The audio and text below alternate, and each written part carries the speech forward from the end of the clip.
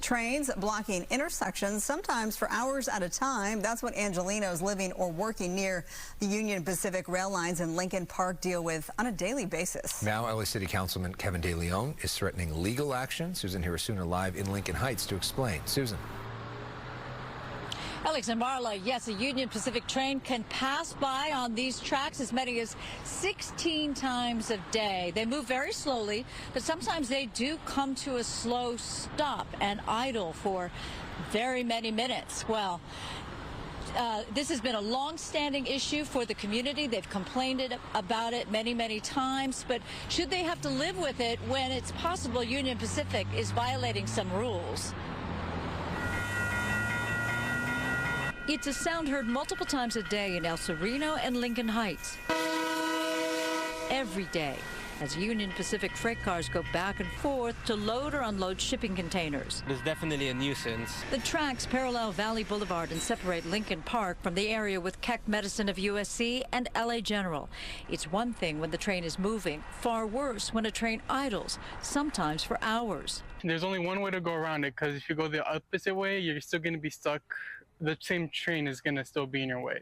It's a decades-long complaint in this neighborhood, but since November, newly installed cameras allowed City Councilman Kevin De León to count the apparent violations by Union Pacific, allowing the trains to idle for longer than 10 minutes. Emergency vehicles cannot get through this area because it's blocked hours at a time. And we've had footage from folks that are crossing right between the rail cars, which is really dangerous. He claims since the study began, the trains blocked intersections for a total of nearly 38,000 minutes, or more than 26 days. I'm a researcher, so I kind of come in sometimes at 9, sometimes at 11, and it's like every other day, regardless of the time I come in, there's a train there. But it's not just the inconvenience. An idling train spews diesel fumes.